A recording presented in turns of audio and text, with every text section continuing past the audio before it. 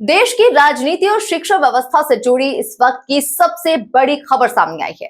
केंद्रीय शिक्षा मंत्री धर्मेंद्र प्रधान ने अपने पद से इस्तीफा दे दिया है।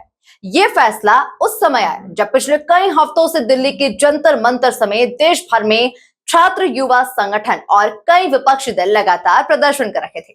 प्रदर्शनकारियों की सबसे बड़ी मांग थी नीट यूजी परीक्षा विवाद की जवाबदेही तय हो, शिक्षा मंत्री इस्तीफा दे।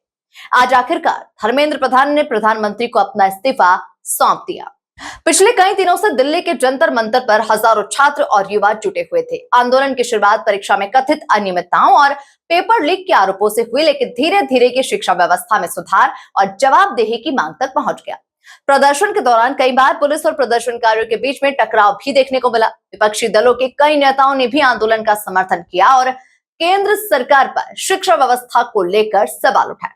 पूरे घटनाक्रम ने राष्ट्रीय राजनीति का बड़ा मुद्दा बना लिया।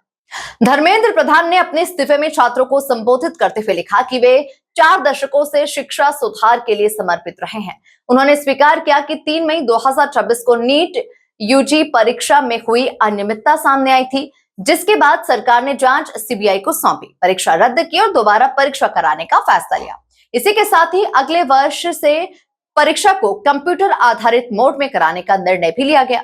अपने पत्र में उन्होंने कहा कि उन्होंने पहले दिन से इस पूरे मामले की जिम्मेदारी ली और कभी इसे मुंह नहीं मोड़ा। उन्होंने लिखा कि उनका उद्देश्य किसी की मेधावी छात्र के साथ भी अन्याय नहीं होने देना था। अपने पत्र में धर्मेंद्र प्रधान ने लिखा कि पिछले कुछ दिनों की घटनाओं से उनका मन बेहद दुखी है। उन्होंने आगे कहा, ये लड़ाई उनकी व्यक्तिगत प्रतिष्ठा की नहीं बल्कि देश के युवाओं के भविष्य की है। उन्होंने ये भी लिखा कि जंतर मंतर और देश भर में बनी स्थिति का फायदा राष्ट्र विरोधी ताकतें न उठाए और छात्रों का भविष्य कानूनी विवादों में न फंसे। इसी सोच के साथ उन्होंने प्रधानमंत्री को अपना त्यागपत्र भेजने की बात कही।